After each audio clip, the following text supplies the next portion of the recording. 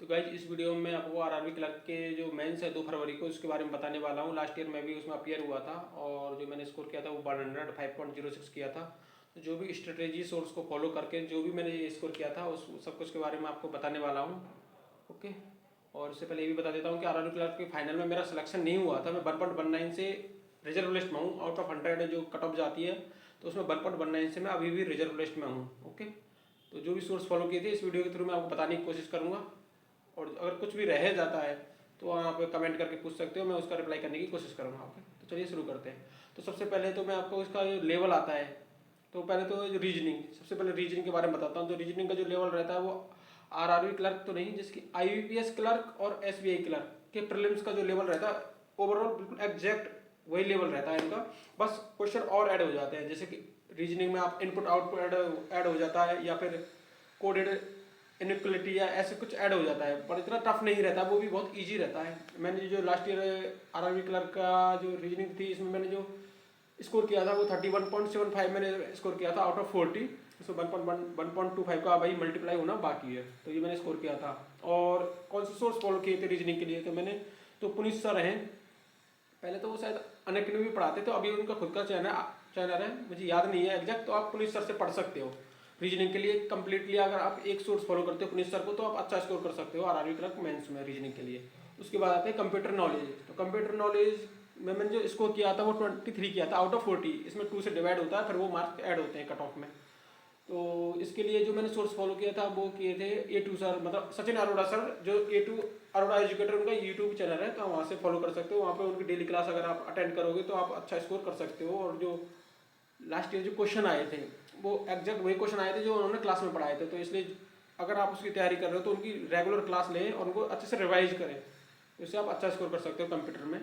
और हर एक मार्क्स उसमें इंपॉर्टेंट रहता है, तो इसलिए आप ये ना सोचें कि कंप्यूटर में 20 मार्क्स का है या और कैसे ले आएंगे। कंप्यूटर को भी बिल्कुल अहमियत दें और अच्छे से पढ़ें कंप्यूटर को। ओके। तो ये हो गया कंप्यूटर का। उसके बाद आता है जनरल अवेयरनेस। तो जनरल अवेयरनेस लास्ट ईयर जो आया था तो बहुत ही टफ था, बहुत ज़्यादा टफ था। मैंने इसमें जो मुझे याद है अराउंड 18 टू 23 के समथिंग क्वेश्चन किए थे, एग्जैक्ट याद नहीं है मैंने। और जो स्कोर आया है वो 9.25 आया है। स्कोर कार्ड लगा देता हूँ तो देख सकते हो उसमें मैंने कितना स्कोर किया है। तो 9.25 आया था। तो लास्ट ईयर जीए बहुत ही ख़राब जीए आया था, लेकिन इस ईयर जो मैं अभी आरआरबी पीओ दे के आया था मेंस, तो उसमें मैंने जीए किया है, तो उसमें इतना टफ जीए नहीं था, क्योंकि लास्ट ईयर तो जो जीए था वो आरबीआई के सर्कुलरों से भरा पड़ा था। लेकिन इस टाइम जीए आरबीआई का तो एक सर्कुलर ही नहीं है, ज़्यादातर जो स्टैटिक जो रिसेंट वाले स्टैटिक पूछ रहे हैं, जैसे कि इतने इजी क्वेश्चन थे, जैसे कि सर इसका वन जीव बैरड किस राज्य में है, राजस्थान में था। तो मतलब बहुत इजी इजी क्वेश्चन आ रहे हैं, तो इसलिए जीए को थोड़ा अब की बार आप पढ़ के जाएं, क्योंकि बहुत इजी जीए आएगा। अगर आरआरबी पीओ दिया है इस तरह से देते तो इजी आएगा, तो इसलिए जीए को बिल्कुल भी इग्नोर ना करें और अच्छा स्कोर कर सकते हो आप। ओके। तो उसके बाद आता है इंग्लिश। तो इंग्लिश पर जीए के लिए मैं बता देता हूँ कि मैंने कोई सोर्स फॉलो तो नहीं किया था, पर जीए मैंने सिर्फ अफेयर्स क्लाउड की एक पीडीएफ आती तो वही पढ़ी थी मैंने, मंथली पीडीएफ वही पढ़ता था।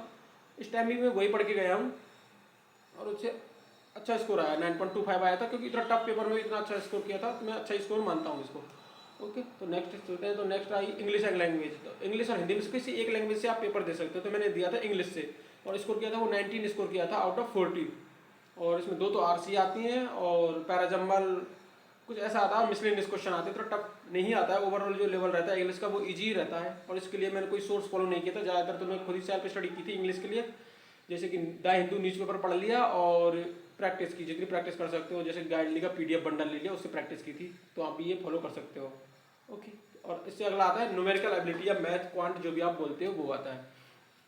तो उसका भी लेवल इतना टफ नहीं था, और उसमें 10 से 15 क्वेश्चन तो स्पीड मैथ से ही आ जाते हैं, 10 क्वेश्चन तो मिनिमम आ ही जाते हैं, जिसमें आपको आ जाएंगे जैसे कि simplification, approximation, quadratic equation, number series, कुछ इस क्वेश्चन मतलब ज़्यादा क्वेश्चन नहीं आएंगे, 2-2 क्वेश्चन करके सारे सब टॉपिकों से स्पीड मैथ में क्वेश्चन आ जाएंगे।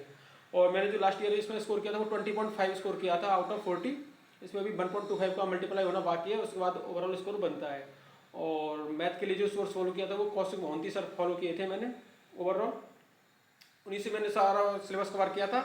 शुरू से ही मैंने वही फॉलो किए थे, कौशिक मोहंती सर। प्रीलिम्स के लिए भी मैं वहाँ से पढ़ा और मेंस के लिए भी वहाँ से पढ़ा, और जो स्कोर किया था वो अच्छा स्कोर किया था इसमें मैंने। और जो ओवरऑल स्कोर किया वो 105.06 किया, पर कट ऑफ से मेरे मार्क्स थोड़े कम थे, तो फाइनल कट ऑफ में 1.19 से रह गया था मैं।